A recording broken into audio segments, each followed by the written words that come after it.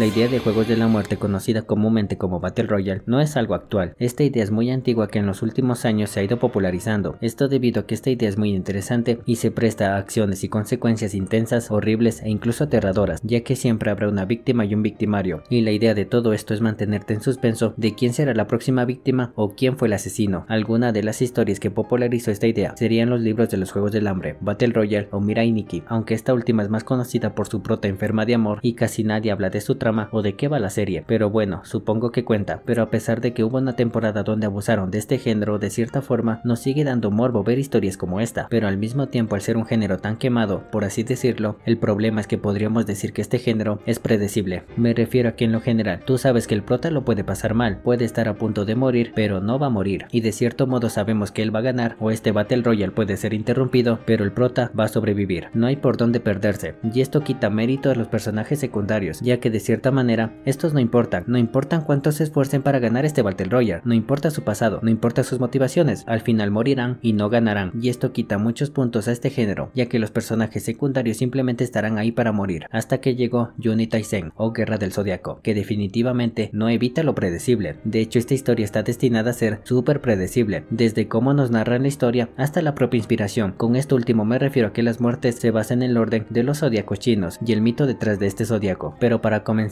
¿quién está detrás de todo esto? Aquí tenemos a Nishio Ishin. Este es un novelista japonés que asistió a la Universidad de Ritsumeikan pero no se graduó. Él debutó en este mundo de las novelas en el 2002 con la novela Kubikiri Cycle, y entre sus obras importantes tenemos que fue guionista de Medaka Box y creador de novelas como Katanagatari y Monogatari series, obras que en lo personal me parecen muy buenas, ya que de cierto modo tratan de innovar en su género, por lo que cuando escuché que él estaba detrás de Juni Taisen, la verdad este fue el primer incentivo para ver esta historia. Pero ¿qué pasó con Juni Taisen? Y es que el autor aquí nunca intenta ser impredecible, y tanto la novela como su anime no se desvía de eso, en absoluto, y eso está bien, ¿o no? Generalmente si una historia trata de ser predecible o es predecible, hace que esta historia pierda credibilidad y la tensión en esta misma baje. Un claro ejemplo de esto sería con Black Clover. La historia resultó ser tan predecible, en especial este último arco, que se hicieron memes de que la hermana Lily iba a ser una enemiga, literalmente un meme, adivinó la trama de Black Clover. ¿Y qué pasó después? Toda esta tensión que supuestamente deberíamos tener por semejante revelación y porque supuestamente el prota está muerto, desapareció. Es por eso que si una historia es predecible, hace que la misma historia pierda credibilidad y la tensión en esta misma baje o incluso desaparezca, como ya lo mencioné con el caso de Black Clover. Y para compensar esto, debe haber algo más en su lugar. La novela de Juni Taisen tiene una estructura muy específica que sigue en la mayoría de sus capítulos, y es que en cada capítulo hay batallas y se define un ganador y por consecuencia un perdedor, pero antes de la batalla se proporciona una rápida bibliografía del perdedor. El único que rompe esta regla pero a medias es el zodiaco que representa el conejo, y por esa misma razón la relación entre los personajes es casi nula. Los únicos que se relacionan de algún modo son el tigre y el buey, cuya relación se forma al ver que tienen que unirse para no morir, y de cierto modo también la rata y el mono, pero esto es más como te encuentro por casualidad y veo cómo te mueres. En cambio el anime toma esta pequeña bibliografía y hace que los personajes tengan una historia de fondo, y toda esta trama de pasado, pelea, ganador y perdedor lo vemos en un solo capítulo. Vemos el pasado del personaje que morirá, pero estas escenas de fondo son eventos específicos que transmiten el punto de vista del personaje y nos da una razón de por qué está en este juego, en este Battle Royale. Al mismo tiempo impulsa a construir una narrativa realmente específica y de cierto modo aprendemos más del pasado de los personajes, ya que en la novela este pasado es sumamente resumido. Aquí en la novela podemos ver un mejor desarrollo con respecto a los personajes que participan en este juego de la muerte. Vemos el punto de vista de estos en el presente y en su pasado, no como en la novela, que en la mayoría del tiempo sus diálogos son internos, hasta el punto de que hay muy poca descripción de la escena o en la batalla en la que se encuentra. En el anime de cierta forma te puedes preocupar por estos personajes, ya que tenemos la información necesaria para sentir un mínimo o un pequeñito apego hacia ellos. Es como si prepararan a la audiencia para que se preocupen por ellos, pero al mismo tiempo estos personajes que recién estás conociendo al final del capítulo morirán. Si te encariñas con un personaje y ya te aprendiste este patrón, esta historia provocará que te sientas angustiado por ese personaje y quieras que no pase lo que va a pasar, o que en este capítulo sea la excepción a la regla. Y la clave de todo esto es que este es el objetivo de la historia. Esta historia ya sabe que un Battle Royale es un género predecible, así que va a usar esa predecibilidad para angustiarte. La serie sabe y quiere que te preocupes por uno de ellos, o caso contrario, odiarlo, pero quiere que sientas algo por estos personajes, para que al final sientas una emoción al verlos morir. No importa si es una emoción de alegría o tristeza, simplemente esta historia quiere que sientas una emoción, y esta idea está buena, pero al final cuando un personaje muere, no sabes cómo sentirte. No es como si conocías a este personaje porque conocías su pasado o te gustaba su actitud. Sí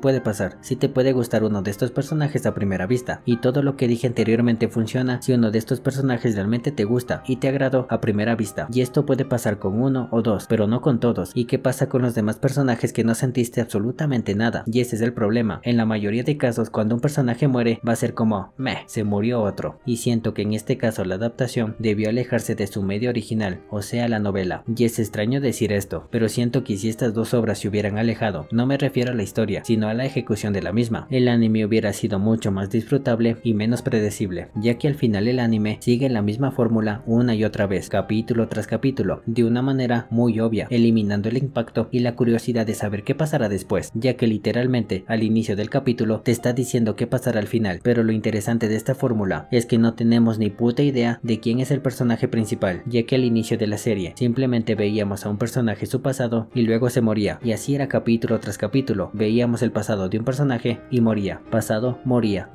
moría, pero ¿quién era el prota? Alguien tenía que ganar, y esto fue así hasta que en los capítulos finales conocimos a la rata y vemos cómo es su personalidad, sus miedos y sus deseos. ¿Y por qué es importante este último punto? Y es que el ganador del Battle Royale se le cumplirá un deseo, y no fue hasta que finalmente se acabó el juego que conocemos el pasado de la rata, o sea, el ganador. Ya el patrón por fin se rompió porque el juego había terminado, pero al final este personaje es muy soso. En lo personal este es el peor personaje de los 12 zodiacos. Su historia de fondo no es la gran cosa, no podemos sentir mucho apego hacia este personaje porque su pasado es el peor de todos. Es como simplemente ganó, pero no hizo nada. En todo el Battle Royale se mantuvo escondido, simplemente esperando que todos los demás se maten. Es más, su historia de fondo nunca se cubre por completo. Los sentimientos y emociones con este personaje son nulos. Entre todos los zodiacos, a menos que tú seas del símbolo rata, no te va a interesar este personaje porque es sumamente aburrido, ya que en resumen, la conclusión de su pasado es que simplemente odia a la gente y ya, simplemente los odia porque sí, no es como que tenga una motivación oculta, y al final su deseo fue olvidarlo todo, y esto se siente como que al final de la serie nada de esto tuvo sentido. ¿Para qué vi estos 12 capítulos? ¿Para qué vi morir a estos 11 zodiacos si al final el ganador desea olvidarlo todo? Es como si esto nunca hubiera pasado. Entonces si al prota no le interesa su serie, ¿por qué me interesaría a mí esta serie? Si al final el prota hace como que esto nunca pasó, ¿para qué mierda me vi estos 12 capítulos si nada pasó y todo se olvidó?